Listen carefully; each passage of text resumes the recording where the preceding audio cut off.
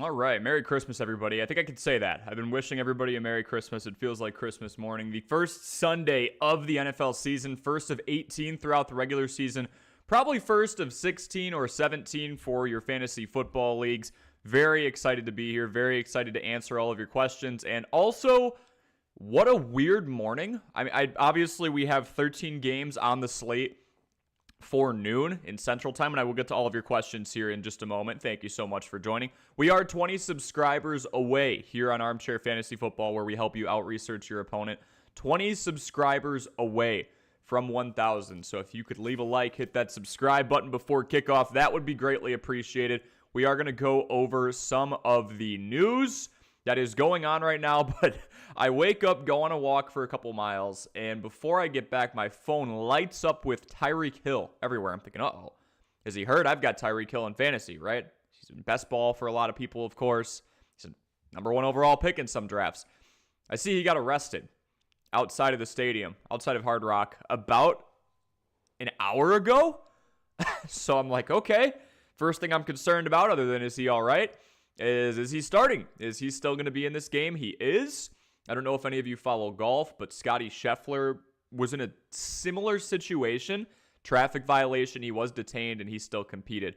But yes, Tyreek's agent said he is good to go. We are going to go over some of the other news as well. But then I see Dak Prescott becomes the highest paid quarterback in NFL history, meaning Jordan Love, the Packers quarterback, who we now know will be out from 3 to 6 weeks. So now's the time to jump in on Jaden Reed before the Packers go out and get a different backup quarterback, or they'll try Malik Willis out for a week. I'm not too sure, but I would say Jaden Reed's buy window is wide open at the moment. But then I see Dak Prescott as the highest paid quarterback in NFL history now, taking that title away from Mr. Love. Just going to put a poll in the chat here real quick. Hope all of you are doing very well.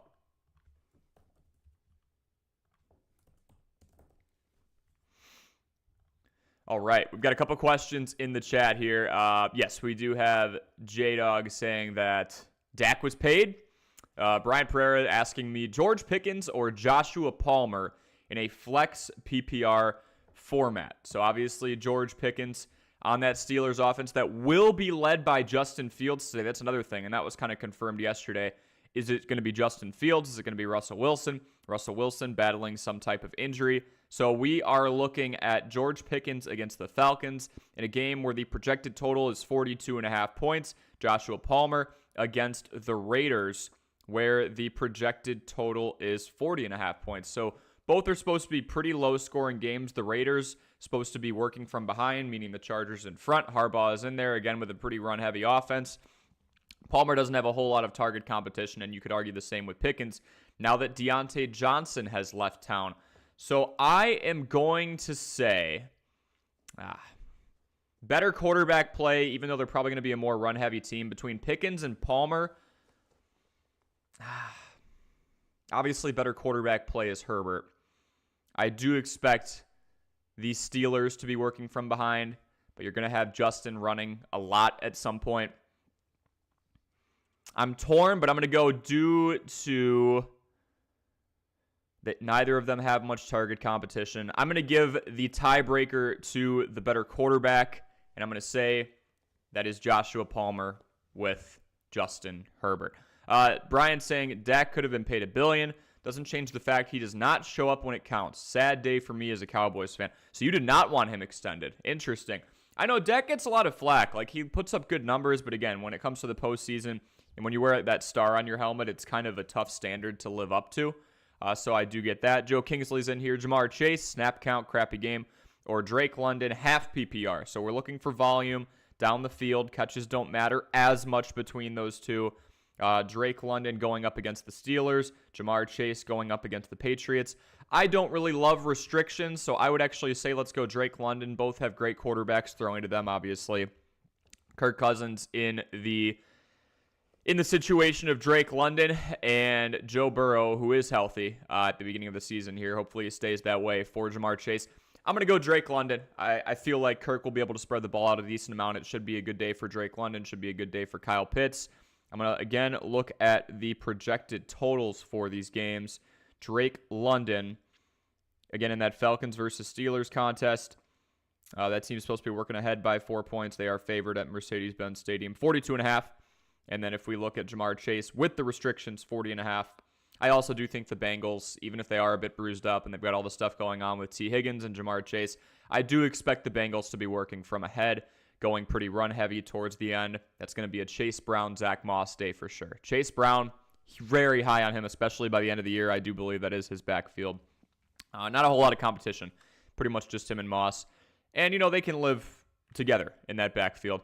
Let's just go through some of the recent news. I want to make sure we're not missing anything crazy. And again, if you have any start or sit questions or trade questions, probably not going to try and swing a trade at this point, but any fantasy football related questions at all, please do not hesitate to ask me in the live chat below.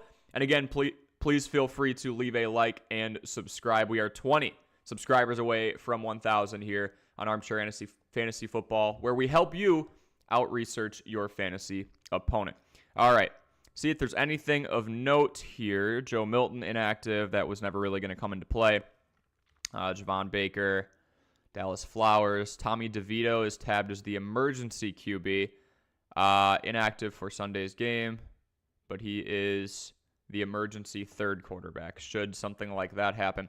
Jalen Ramsey and that Dolphins secondary will be suiting up in the season opener. Emergency option for the Vikings, Brett Rippon, who was in Hard Knocks with the Bears. John Mechie not going to play, so that opens things up a tiny bit for Stephon Diggs, Tank Dell, and Nico Collins. Jalen Wright, no. Active is DeAndre Hopkins, so we're looking at DeAndre Hopkins and Calvin Ridley against the Bears in Week 1. Tristan Jackson, Cam Akers not suiting up. That is Joe Mixon's backfield. I do expect the Texans to take that game. Roshan is a healthy scratch. So this is an interesting one because I've seen some people kind of asking about Khalil Herbert and that backfield in general, since DeAndre Swift more of a pass catcher, but not so much of a three-down back. I would be curious in red zone and even goal line situations if we see Khalil Herbert when they need, it's 3rd and 1, 3rd and goal from the 1 or the 2. They need someone to punch it through. They need someone a little bit bigger who runs with a little more toughness. Inactive today, T. Higgins. Going up and down here. Russell Wilson, obviously inactive, so Justin Fields filling in for him. That should be very interesting. No Matt Gay. So if you had Matt Gay as a kicker, time to pivot. Keenan Allen, active.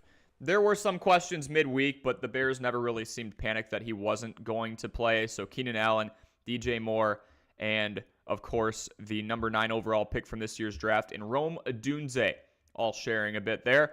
Raven Shoyo says, I am mad excited for the games today, even though my team already lost. I never got my mod wrench. Oh, I got you, man. Don't you worry. Let's go here.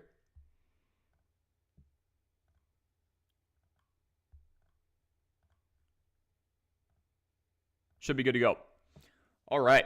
Yeah, so again, my name is Corey. This is Armchair Fantasy Football. Just going over the last-minute news. If you have any questions at all, I will do deep dives for you to help you out research your fantasy opponent. This is always a weird one, right? Week 1, we're kind of basing a lot of our assumptions off of last year's data unless the team changed a ton. Otherwise, we got to take different variables into account. For example, I don't know if DJ Moore, I really am very confident, actually, that DJ Moore does not set career highs for the second year in a row due to target competition. Due to the fact he's sharing the ball with a 6-time Pro Bowler in Keenan Allen. There's Cole Kmet, Gerald Everett, Rome Odunze. There are a lot of mouths to feed. And DeAndre Swift, who you can typically expect to get 40 to 50 targets a year out of. Tyreek Hill cleared to play in Week 1 after whatever the heck happened this morning. Arrested in a traffic violation. A Barstool account was posting it at first. I didn't even know if it was real, but then they kind of zoomed in, and I'm like, okay, unless this is AI, that is Tyreek Hill. Dak Prescott, again, getting that 4-year extension just before noon kickoff here in Central Time.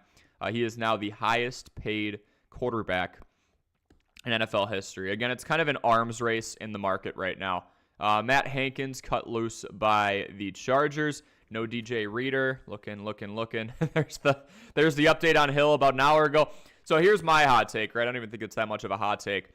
When Scotty Scheffler was detained before a golf tournament and was still allowed to play, he played angry, but he played with control anger. I would not be shocked if Tyreek Hill has a career day today or something pretty close to it.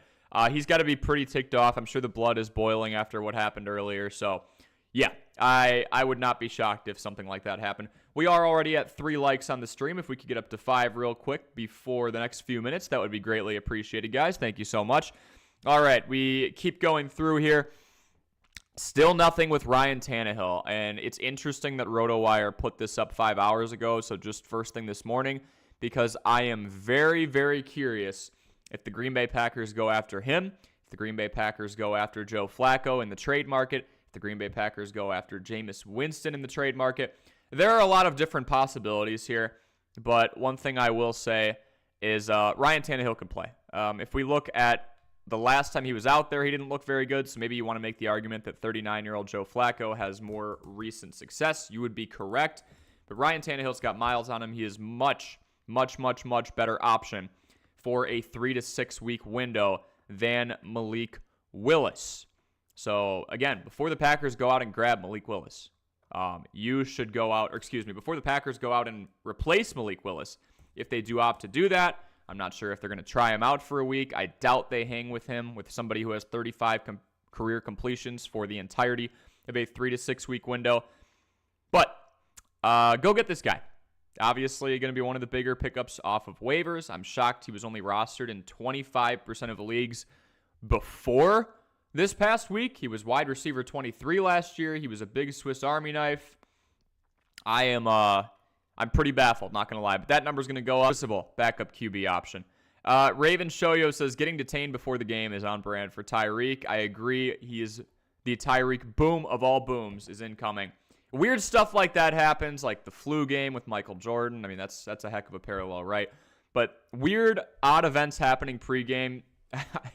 There's a history of that leading to phenomenal performances. 5 hours ago, we haven't had an update since, but Tyler Lockett on track to play. So if we look over at the Seahawks wide receiving core is an interesting one to me. Jackson Smith-Njigba, a 2023 first round pick, is obviously in the conversation there for likely some more targets. As of right now, it is still DK, Lockett, who should be good, unless we get any other update. Jackson Smith-Njigba. They do have Laviska Shenault, who had a nice season for the Jaguars a couple of years ago. And they do have Noah Fant as well, Pharaoh Brown out. So Lockett, again, he is a low-risk play in those deeper league formats, but I really do expect, I did not mean to click on him, really do expect the second-year receiver out of Ohio State in Jackson Smith-Njigba to have a greater role in this offense. He was getting the ball more down the stretch last year. I'm not calling him a 1,000-yard receiver, but I expect to see a handing off of the baton between Lockett and Smith-Njigba. Again, so we have a thigh injury with Tyler Lockett. He was remaining questionable now 6 hours ago, so we're looking at about 5 a.m., 7 hours before the noon kickoff time. Oh, I'm sorry.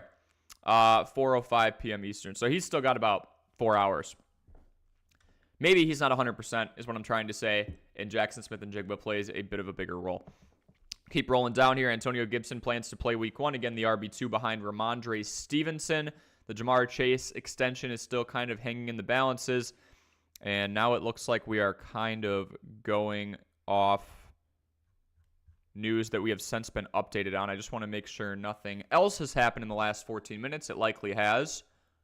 Again, folks, my name is Corey. This is Armchair Fantasy Football. We are answering any and all of your fantasy football related questions before kickoff in 53 minutes. Pretty exciting stuff. So again, feel free to ask me anything. Big advocate for buying in on Jayden Reed before or even if the Packers make a move to replace Malik Willis as a more long-term backup quarterback. I told all of you yesterday in that stream where I said prepare for the worst. Said if Jordan Love, who at the time we knew didn't have a season-ending injury, is out 4 to 5 weeks, 3 to 6 is the window, so we kind of had it on the nose. Go get Jayden Reed before they go sign Ryan Tannehill, before Tom Brady frickin' comes out of retirement, before they go and sign and trade for Joe Flacco, before they trade for Jameis Winston, before they try and get Bailey Zappi off of the practice squad if they're going down the pecking order here. Jayden Reed, fresh off of that phenomenal performance, has a lower value right now. So before the Packers go out and make a move, maybe they're trying out Malik Willis, maybe they're not for a week, I'm not sure. Go capitalize. Again, Indianapolis, a bottom half secondary from last year, same with Minnesota. The Rams kind of hanging in the middle. A lot of pretty nice matchups coming up for the, I guess, current wide receiver one for the season. Obviously, that's going to change. I don't know, though. I mean, pretty good performance. 31.1.5 PPR. Maybe he holds it for the week. But that is the presumed wide receiver one option in Green Bay. Just want to let all of you know that that value is going to go up if the Packers do release. They wouldn't release, but replace Malik Willis. Keep an eye on that. Javon Baker is a no-go. Joe Milton, a no-go. We were already here. Uche is a no-go. Tyler Scott, I believe the Bears wide receiver 4 is out. So that does leave a bit of a bigger piece of the pie to, again, you're still dealing with the fact that they have a lot of mouths to feed in DJ Moore, Rome Odunze, 6-time Pro Bowler Keenan Allen, Cole Kmet, Gerald Everett, still a lot of mouths to feed. Jabril Peppers is suiting up for the Patriots. Spencer Rattler is going to be an emergency. Montez Sweat on that defensive front for the Bears is active, and Willie Gay also suiting up. All right, folks, roll those questions in. Again, my name is Corey. This is Armchair Fantasy Football. If you have any questions at all ahead of kickoff, please jump into the chat and ask. I can go over kind of some, I think, sleeper options. We went over this before, but guys who have good matchups, if you are in a pinch or you need a Jordan Love emergency plan, I think that the QB 10 from last season in Baker Mayfield is very, very good for his value. He's going undrafted in some 12-team leagues. This is someone who had, I'll do my Chris Collinsworth right now. Here's a guy who had 28 passing touchdowns, 1 on the ground, so 29 scores in total. You'll take the 10 picks because he has a reliable and pretty deep wide receiving core when you go down the pecking order from Chris Godwin, who I think takes another step forward, Mike Evans, who I think takes a step back, Cade Otton, Trey Palmer, if he is healthy, I'll have to check that as well.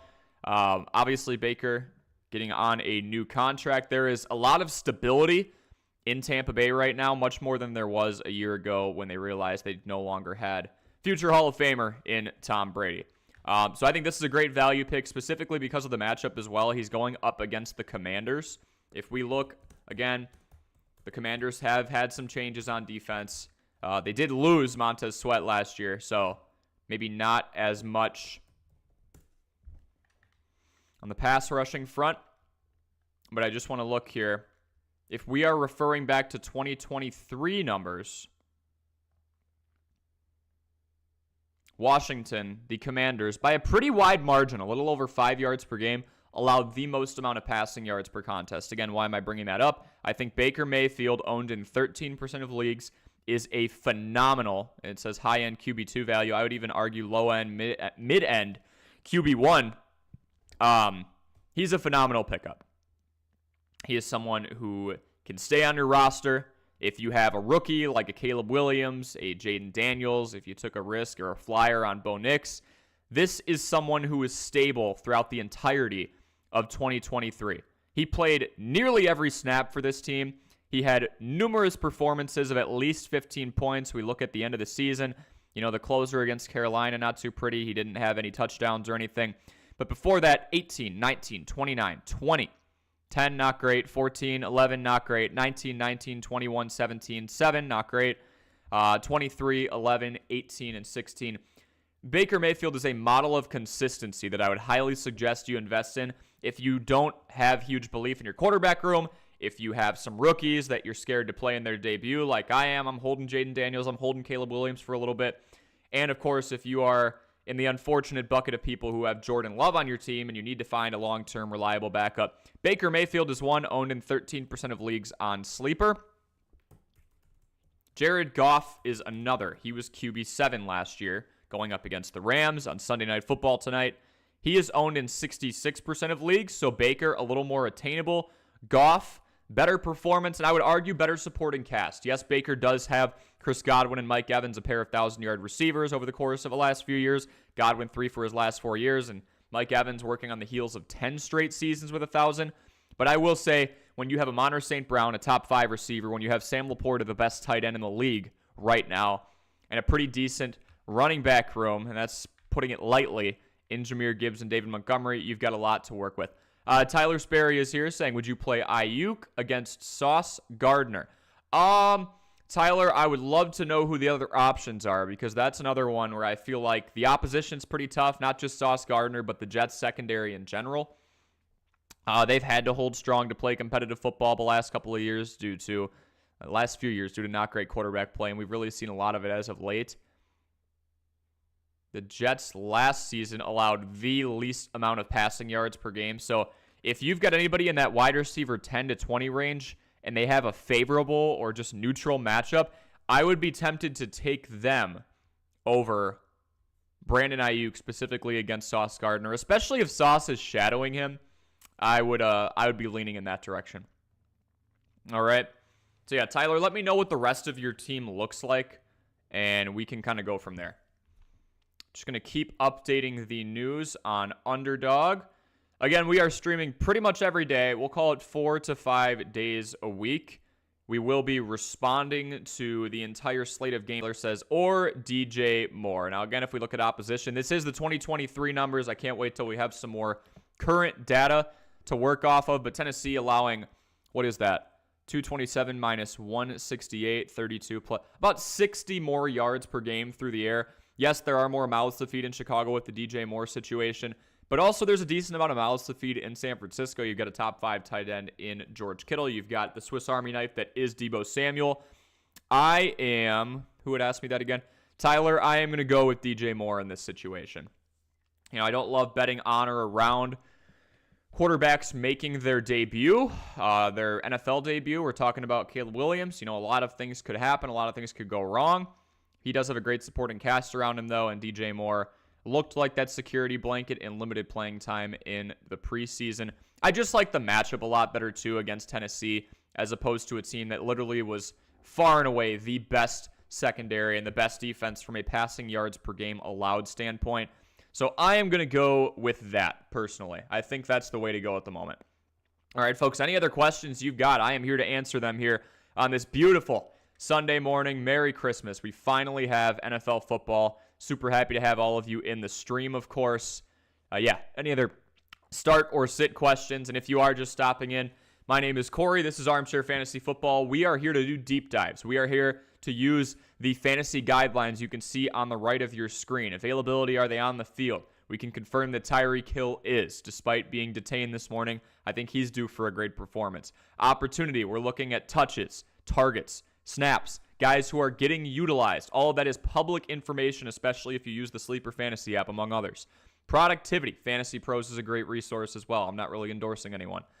Productivity is a huge one. Yards per carry out of the backfield. Obviously with wide receivers. Catch percentage. With wide receivers. Yards per reception.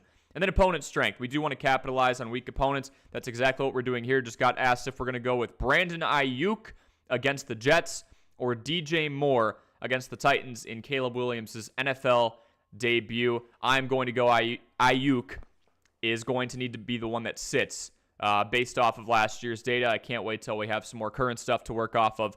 But Sauce Gardner likely shadowing him. That is a team that, with how much success they had last year, I would not doubt if they went man-to-man against everybody they played this year.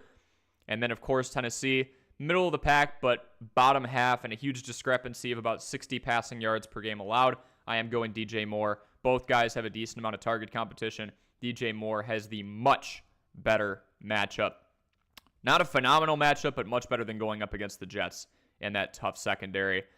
Cap for Life saying, Cheetah is getting 100 and a touchdown. I mean, he might have a career day. That is one of those weird stories. Someone's getting detained right before they go in and warm up for opening week of the NFL season. We already know what Tyreek is capable of. He's only got a couple years left on the contract and then will likely retire at his age. He's already 30. I would be shocked if Tyreek Hill did not have a phenomenal day. Tino's in here. What's going on? Tino says, yo, we back, baby. We sure are, man.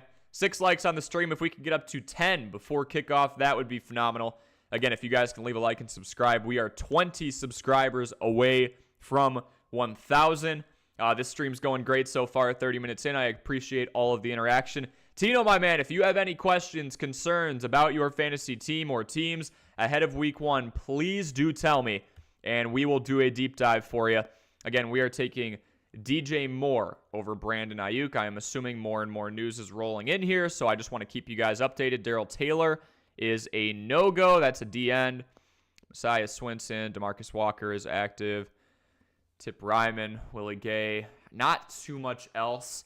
We were going over a couple of Jordan Love emergency plans. We did get news that he would be out for anywhere from 3 to 6 weeks. I think one guy that is continuously slept on year in and year out is Baker Mayfield, the QB 10 from last year, who is available in 13% of rosters, of leagues. He is rostered in 13% of leagues after putting up 28 passing touchdowns, 10 picks, over 4,000 yards, a career year for Baker Mayfield, and let's not act like he doesn't have weapons. Again, to my knowledge, it's Chris Godwin, Mike Evans, and Trey Palmer is questionable at the moment. Concussion listed as questionable against Washington. Another reason I love Baker Mayfield specifically this week, if we look at passing yards allowed per game from 2023, again, yes, I know the roster's changed a bit. Baker Mayfield's going up against Washington. They allowed the most passing yards per contest on a gamely basis. I mean, I'm pretty tempted to take Baker over, I believe I have Baker and Caleb at the moment. Again, we talk about matchups. The weakness of your opponent is something you want to capitalize on here. Opponent's strength. If you've got an easy matchup, you want to go after it. Well, the Bears are going up against the Titans. I'm going to make the executive decision to take somebody in Baker Mayfield who, again, has some miles under him. I do love Caleb. I think he'll do well. I do think he has a great supporting cast. But against the weakest defense from a passing perspective from last year, that is a no-brainer to at least have him on your roster. And if someone has Jordan Love and you're fine with QBs, but again, this is a situation where you could pick somebody up and swap them with the worst piece on your bench, now you have trade bait. This is trade bait galore. 13% of leagues in sleeper fantasy football have Baker Mayfield rostered when he was QB 10 last year. Number 13 overall, coming off a career year, and he has Chris Godwin, 3 of the last 4 years, 1,000-yard season, Mike Evans, 10 straight 1,000-yard seasons, Kate Otten, and a pretty decent offensive line as long as they stay healthy. That is shocking to me. So I would definitely go after Baker, whether it's trade bait, a security blanket, a reliable backup, does not really matter. All right. Tino's saying Myers or Ridley or Brian Robinson at the flex. Going to toss Robinson out first off. For flex, we're going to go with these 2 wide receivers, either Jacoby Myers against the Chargers. It is Jim Harbaugh in town. So again, this is a team that probably is going to be a little better on defense. They're probably going to run the ball a little bit more, trying to mold that team into what we saw at Michigan. That's the best way to guess what a 2024 Jim Harbaugh-led NFL team is going to look like. And then Calvin Ridley going up against the Bears. That is likely going to be the matchup for Jalen Johnson. Just because DeAndre Hopkins was kind of bruised up coming into today, he is going to play, but he is obviously way older than Calvin Ridley. So Ridley with Johnson shadowing him, or Gardner Minshew throwing to Jacoby Myers against a tough defensive matchup in the Chargers. The Titans and the Raiders are both projected to lose by about 4 or 5 points according to Vegas. They're both 4 or 5 point dogs. So we kind of have the same situation there. Gardner, we know what we're getting to an extent. Caleb, it's supposed to be a generational pick, but he is a rookie making his debut. So are they going to go and boat race the Titans? I really don't think so. I think it'll be competitive. So again, it's Will Levis for the Titans. That is a tough one. I'm going to go with Jacoby Myers because I'm very scared that Jalen Johnson just sticks to Calvin Ridley. There's a 1 in 2 chance it's either Ridley or DeAndre Hopkins. I think either of them will be around the same spot, but I'm going to go against the Chargers defense here and take Jacoby Myers. Thank you for the question, Tino. Good to see you. 5 teams. I'm down to 4, man. Really trying to focus on quality over quantity. Yeah. Not much more I could say about that. Cowboys have an electric offense, and again, they were a playoff team last year. I know Brian Pereira was here earlier, kind of frustrated with the performances in the playoffs. But the Cowboys are a team that will likely win 10 or 11 games as long as they stay healthy again. They are very competitive. And something I really want a lot of you to watch, again, Ezekiel Elliott is going to be 30 years old in a little under a year. He is very old for a running back coming off an inefficient campaign. Rico Dowdle, baby, in limited playing situations. He was doing pretty decent last year, 4.1 yards per carry, was relatively involved in the pass-catching game. If Zeke goes down, or if they just feel that Rico is more efficient, which he was last year, again, two different teams. Zeke was with the Patriots, a pretty bruised up and not great squad that couldn't run the ball a whole lot. Do not be shocked if Ezekiel Elliott is the goal line, 3rd and 1, short yardage situation, need a tough yard or two type of guy, and Rico Dowdle drives this team between the 20s. If you are in Dynasty 5-year upside, Rico Dowdle is essentially trying out to be the future of the Cowboys backfield. He is rostered in 3% of leagues. I would be very, very interested in stashing him if I'm one of you guys. I think that'd be a smart move for sure. We have Edward here. Yo, good morning, fellas. Start one, full PPR between Deontay Johnson, Javonte Williams, and Tyjae Spears. Typically, with that flex spot, Edward, again, good to see you, man. I am going to go with a receiver, and that kind of leaves us with Deontay Johnson. New Orleans and Carolina should be an interesting game. Both kind of bottom-tier programs at the moment. Derek Carr in that offense was not humming last year. Bryce Young does have a little bit more help, of course, in the form of Deontay Johnson. He's got Adam Thielen, Jonathan Mingo as well. I am going to go with Deontay. Javonte Williams, not in a great offense. Maybe they do lean on the run a little bit, but I don't think the Broncos are going to be working from ahead and being in a lot of run-heavy situations. They are 6-point underdogs to the Seahawks, last I checked. Same with Tyjae Spears. I think he's a great dynasty play. I think he's a great play in general. He is sharing that backfield with Tony Pollard and is technically the one behind him. And I'm not sure the Titans in Chicago, against a pretty loaded roster that just needs to figure it out in week 1, are going to be working ahead and in run optimal situations. So due to game script and due to the fact that it is PPR, we are going to go with Deontay Johnson. Edward, I hope that helps you. Yeah, Rico Dowdle is a great long-term pickup. Was talking about Jared Goff before. I believe that he is one to definitely look at. Baker Mayfield's only owned in 13% of leagues on Sleeper, so that one is a no-brainer. He's going up against the weakest secondary in the league from 2023, so there's a lot of opportunity there. Jared Goff, it's worse than a coin flip, but if he is somehow available in your league, that's a no-brainer as well. If you're a Jordan Love owner, if you are an owner of a rookie quarterback and you're looking for some security, or if you just want trade bait for those groups of people, for the person who has Jordan Love and is floundering for a backup right now or is looking for something stable for the next 3 to 6 weeks, I think it makes a lot of sense to snatch these guys off the market, in my personal opinion. So that's just where I'm going to go with that. I see a few more of you in here, folks. If we could get to 10 likes on the stream, we're going to be streaming pretty much up until the opening slate of games here on Sunday. My name is Corey. This is Armchair Fantasy Football. You can direct your attention to the right of the screen for the 4 fantasy football guidelines. Availability, are they on the field? Opportunity, we're talking touches, snaps, and targets. Are they getting chances to thrive?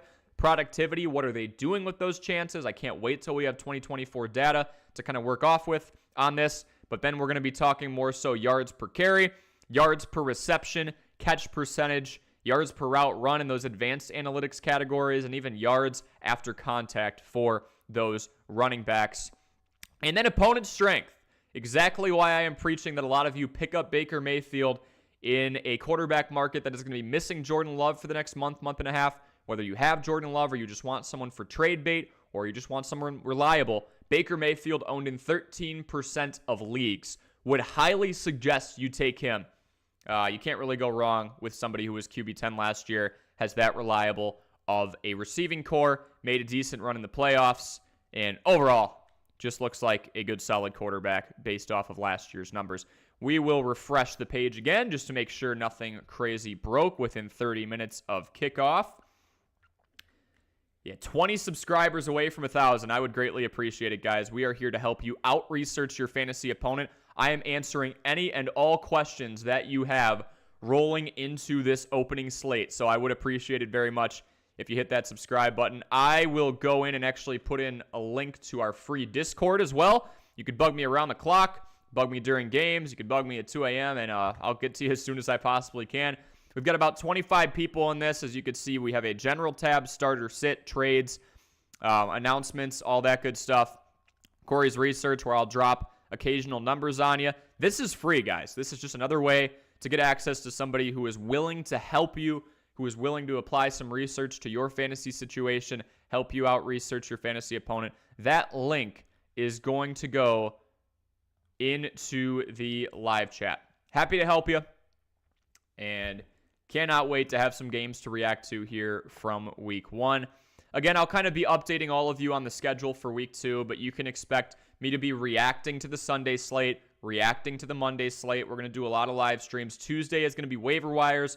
Wednesday, Thursday, Friday, in some order, will be buys, sells, so players that are overrated, and sleepers. We can focus on Dynasty as well. Thursday, we're probably also reacting to the game. And then Friday, Saturday, into Sunday, we are really answering your start-sit questions and reacting to any breaking news, like the Jordan Love news from a couple of days ago, or the fact that we got a timetable from him yesterday, or the fact that Tyreek Hill got arrested this morning and how it impacts the fantasy world. The Tyreek Hill one really doesn't. I just think it's a crazy story. Only thing that updated here, Dalvin Cook will not play week 1. So, okay, we were just talking about Rico Dowdle. If you are in a pinch and you really believe that, or you don't believe, like me, that Ezekiel Elliott is going to get a ton of carries, I would go Rico Dowdle. Again, this is someone, we just got note an hour ago.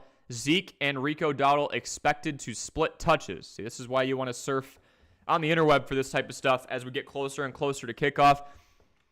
Dallas Cowboys running backs Ezekiel Elliott and Rico Dowdle are expected to operate on a pretty even split of touches out of the backfield, according to NFL Network's Tom Pelissero.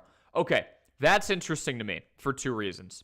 1, Ezekiel Elliott is owned in 73% of leagues, and he is splitting carries pretty evenly, according to reports, with Rico Dowdle, who is owned in 3% of leagues. Rico Dowdle is a whole 3 years younger than Ezekiel Elliott, and if we look at a relatively small sample size, but we look at last year, Rico Dowdle, more of a pass catcher in a small sample size than 29-year-old Ezekiel Elliott, and more efficient, 4.1 yards per carry.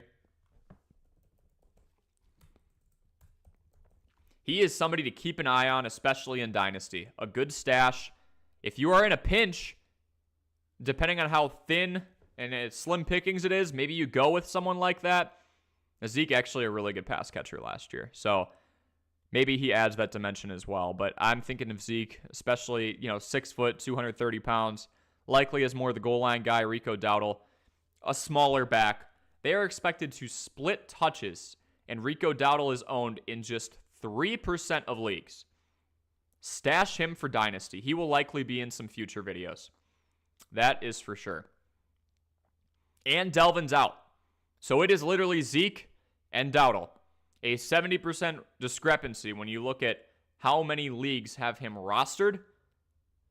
I am seeing loads of potential in a younger, fresher, more efficient running back in Dallas that has earned the right to have a pretty even split of touches with Ezekiel Elliott and Rico Dowdle.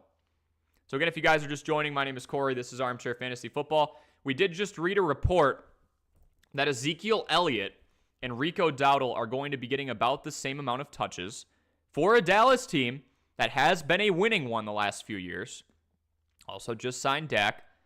Yet Zeke is owned in 73% of leagues. Rico Dowdle, I can almost guarantee, is available in your leagues. He's owned in 3%. He was more efficient than Zeke. He is 3 years younger than Zeke. He is fresher than Zeke. Doesn't have as many miles on his legs. He has a handful of carries.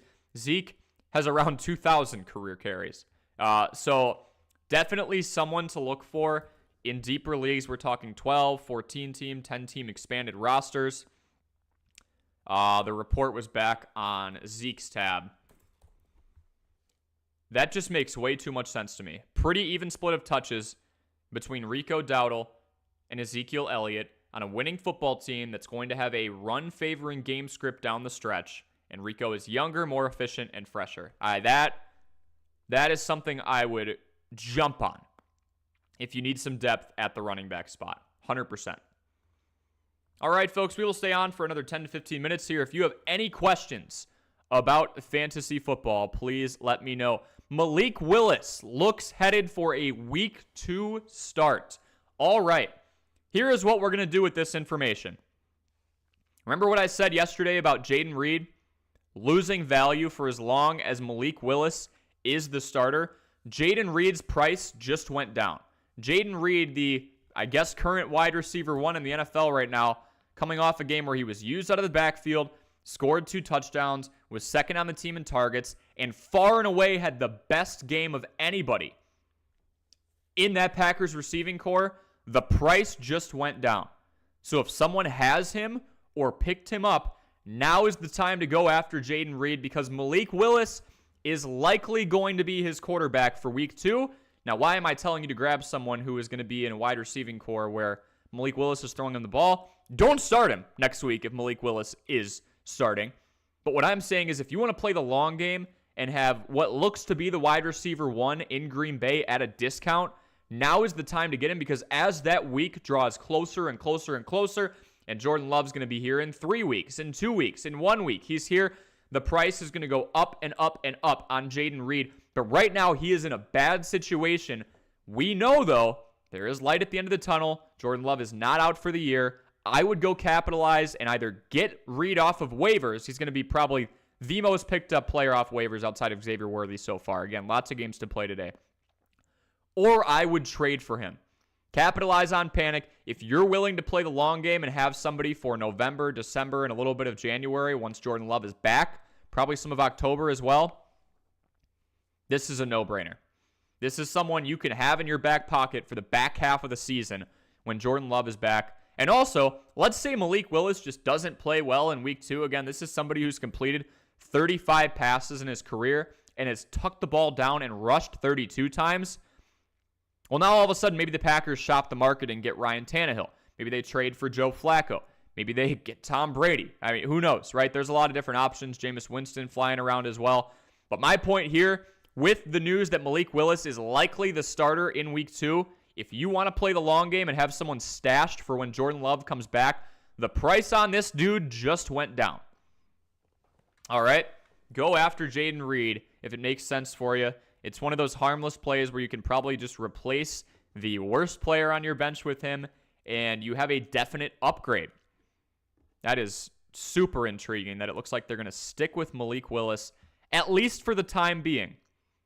Very, very, very interesting. I see 10 of you watching in here, folks. We are at 6 likes at the moment. If we could get up to 10, that would be phenomenal. My name is Corey. This is Armchair Fantasy Football. We are helping you out-research your fantasy opponent, one fantasy guideline at a time. You direct your attention to the right part of the screen. We want to look for players who tick off the following boxes, and then I'll give you a couple of examples of said players for week 1 that you could pick up and plug in right away. Availability. Are they on the field? Are they healthy? Do they have a track record for being reliable? Opportunity. Are they getting snaps? Are they getting targets? Are they getting touches? Depending on, obviously, the position they play. Productivity. Are they efficient? Do they have a good yards per carry average? Do they get a decent catch percentage of about 70, 75, 80%? Are they pretty reliable? Are they looking like that wide receiver 2 or 1 on the team? And finally, opponent strength. And again, I will go back if you are new on this stream. Baker Mayfield makes way too much sense to pick up right now. QB 10 from last year. Check. Coming off of a career best year, 28 touchdowns to 10 picks. His first ever 4,000-yard season. Obviously someone who has a track record for playing well. Check. How's the team around him? Well, you've got Chris Godwin, who has 3,000-yard seasons in the last 4 years and 4 in the last 5. Okay? He also has quite literally the most reliable, most consistent wide receiver, I would say, in NFL history. Starting his career off was Mike Evans with 10 straight 1,000-yard seasons. There's also a very nice dump-off option. We are 2 likes away from 10. Thank you guys so much. In Rachaad White, who capitalized on 70 targets for 64 receptions, caught 90% of them for 549 yards. His bread and butter was really being a PPR monster out of the backfield. So we've got a guy who is owned in just 13% of leagues. Availability is there for us, right? You could probably get him for literally nothing. Coming off a career year with a great supporting cast, and he's going up against the Washington Commanders, who allowed the most amount of passing yards per game last year. Baker Mayfield is free. Take him off the shelf. That's my claim there. Raven says Baker is going to ball out. Gino says, let's get it, gang. Yeah, good to see you, Gino. And Cosmic Limbo says, I traded Rashee Rice and Zamir White to get Aaron Jones and Ayuk. Is that an even trade or did I mess up? So let's just evaluate this across the board. One more like till we hit 10 on the stream. Thank you guys so much for joining here. Again, please like and subscribe. We are 20 away from 1,000 subscribers on this channel in our 3rd NFL season. Here to use these fantasy guidelines, these 4 guys, in varying ways to help you out research your fantasy opponent. Cosmic Limbo, okay. Rashee Rice out, Zamir White out, Aaron Jones in, Brandon Ayuk in. Ayuk, we obviously need to be healthy, which he has been. He does have a decent amount of target competition, but if you think about it, Rice has more than you would think as well. Rashee Rice is sharing the ball with Hollywood Brown once he's back and healthy.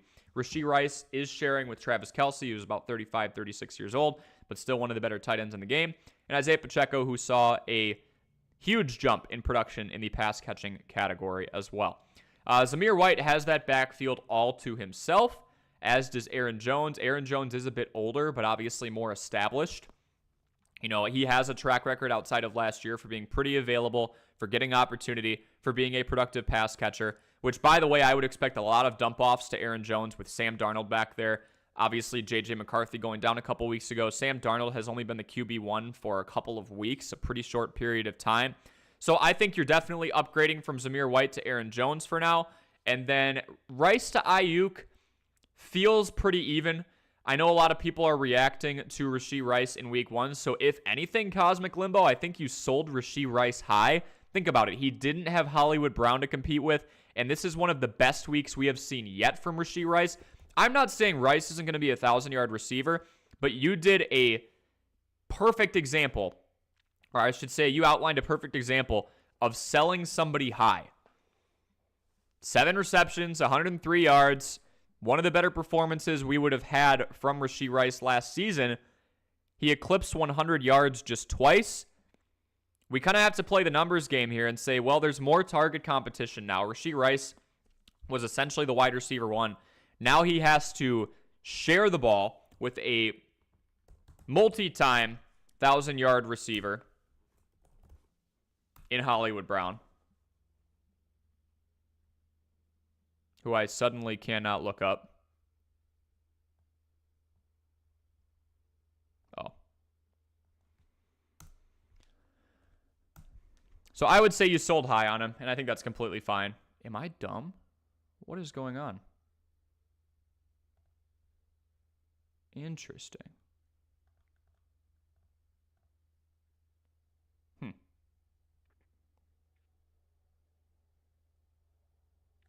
No clue. But yeah, I think you sold high on him. That's completely fine. Johnny is here. Hello, Johnny. How's it going, man? So is Chase playing today? Really hinders on my Burrow decision. Let's go see if we have any updates from Underdog here. I would be curious as well.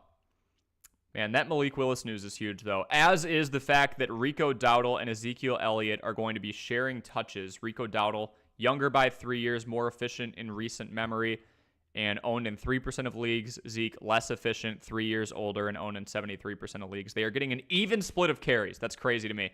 Let's go over to, you said Jamar. Still questionable. Officially active for week 1. Expected to participate in Sunday's game against New England in a limited role.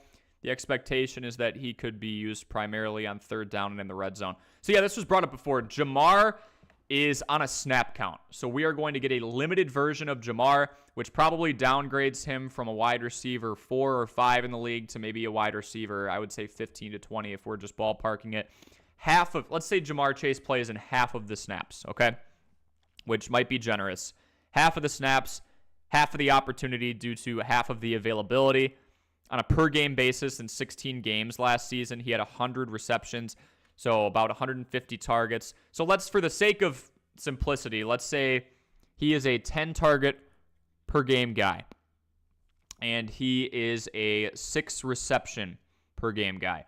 We're probably going to be looking at about 3 or 4 receptions for 5 or 6 targets, and maybe he scores in the red zone. So 4 receptions, 40 yards, and we'll give him half a touchdown. We'll put him around 10 points in a PPR format. If you have someone you believe can eclipse that due to, again, these factors of availability, opportunity, productivity, and hopefully weak opponent strength, you go after them instead, right? Like a Chris Olave or a Drake London, I would take over a limited Jamar Chase just based on those reports. All right. Hope I am able to be an asset to you guys so far today.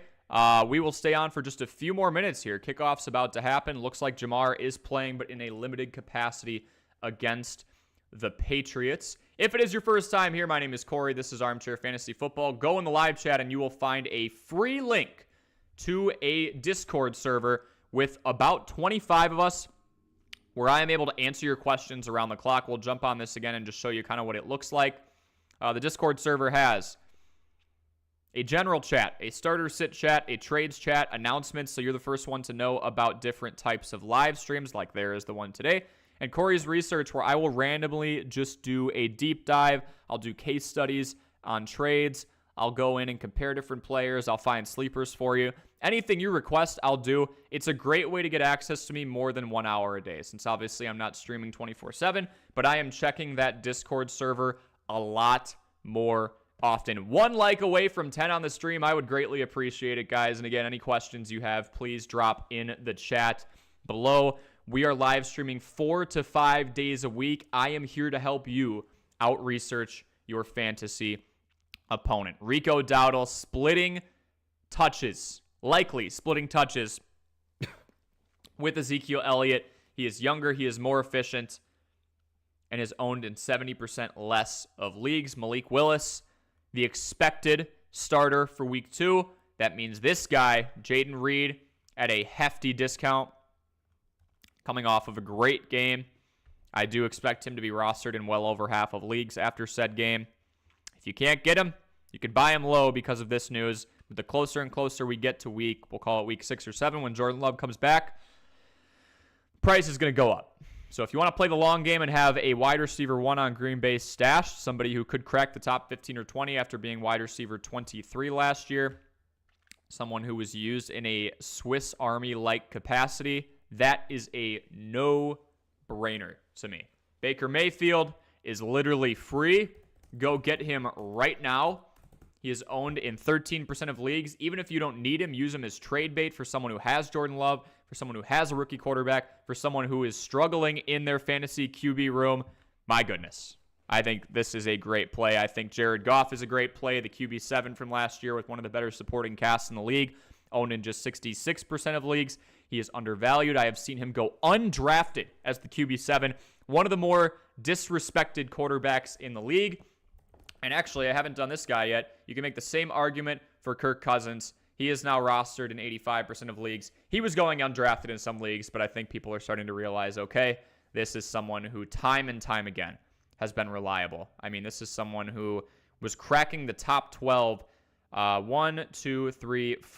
4 times in 6 years, is a consistent 4,000-yard passer.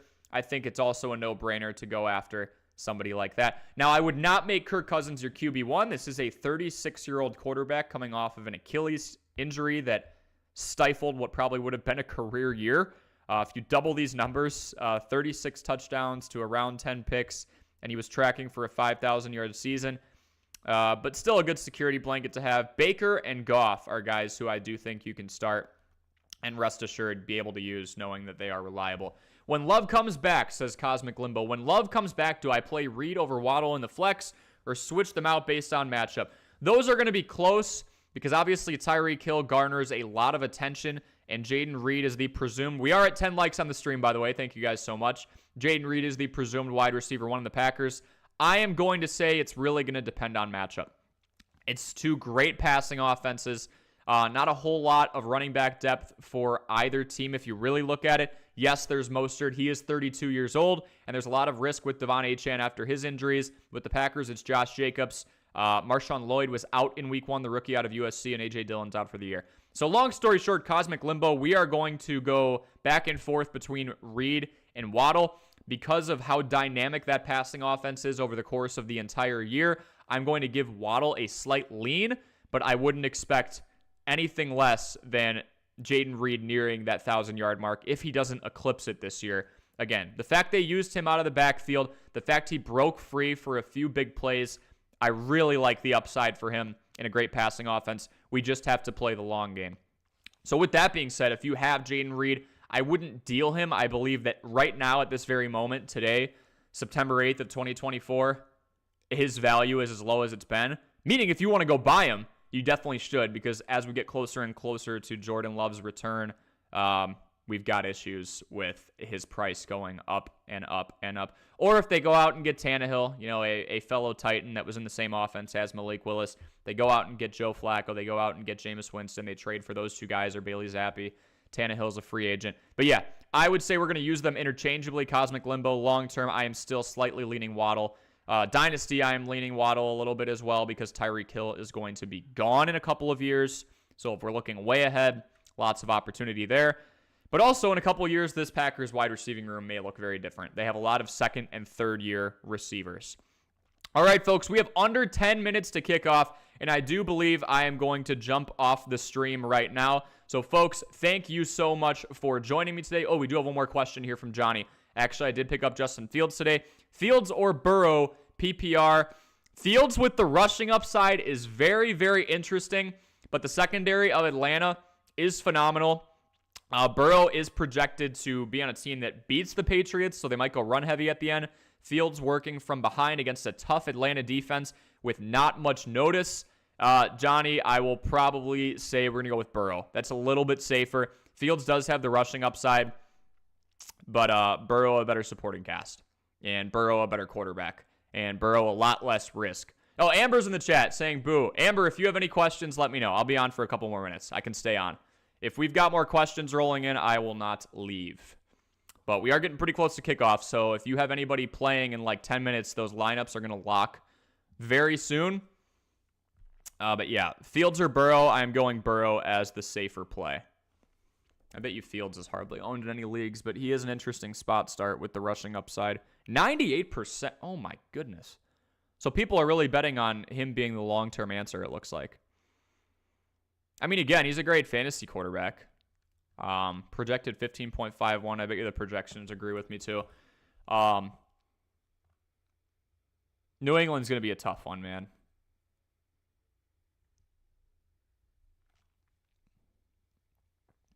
It's not going to be the easiest matchup, but I would still take Burrow with his supporting cast. Josh saying, start Caleb or Dak. My 16-man PPR team is Dak Prescott, Caleb Williams. We have Devon Achane, Ezekiel Elliott. If I were you, Josh, I would go get Rico Dowdle on the back end before I continue as a handcuff. He is available in 97% of leagues. And as we are now learning, he is splitting carries with Ezekiel Elliott. I really do think Rico Dowdle is being tried out for the future of the Dallas Cowboys backfield. All right, Achane, and then we have Zeke. CeeDee Lamb, DJ Moore is your wide receiving core. Nice. We've got David Njoku in the Browns, and then Tank Dell, the presumed wide receiver 3 behind Stephon Diggs and behind Nico Collins. Start Caleb or Dak. Dak against the Browns in a couple of hours. Caleb in a few minutes here. I don't love betting on rookie quarterbacks in their NFL debut, even as good of a prospect as Caleb is. However, Dak is going up against one of the most difficult secondaries in the entire league. Not available in yours. Okay, so Rico Dowdle got picked up. Got taken before Zeke in the draft. Yeah, I don't blame anyone for doing that. That's a smart league you're in. I am actually going to go Caleb here. Easier matchup against the Titans, a secondary that was allowing around 230 passing yards per game. whereas the Browns were among the best. They were allowing less than 200. I know that much. They were allowing 171 passing yards per game. Obviously, there have been changes since last year's data, but these are still essentially the same teams. Tennessee allowing way more. Usually would not go with the rookie QB in their debut, but I'll actually take Caleb here against a weaker defense. Amber says, if my quarterback is facing the Patriots today, who should I root for? You have Joe Burrow, but you're a Patriots fan. You should root for a good game. If you want the Patriots to win, that's fine, but you need a high-scoring game where the Bengals are putting up points. You can root for both. Burrow can have a good game, and the Patriots can still win. All right, your lineups are probably locking right now. So, folks, thank you so much for joining me on today's live stream. I will see you either later tonight or tomorrow responding to Sunday's games and leading into or also responding to Monday's games. Please make sure you leave a like and, of course, subscribe. We are 20 subscribers away from 1,000. My name is Corey. This is Armchair Fantasy Football. Use those 4 fantasy guidelines: availability, opportunity, productivity, and opponent strength. Those should be the cornerstone of your research. We've got that free Discord link in the live chat as well. We will see you later. Enjoy all of the football today, and we'll see you next time, folks.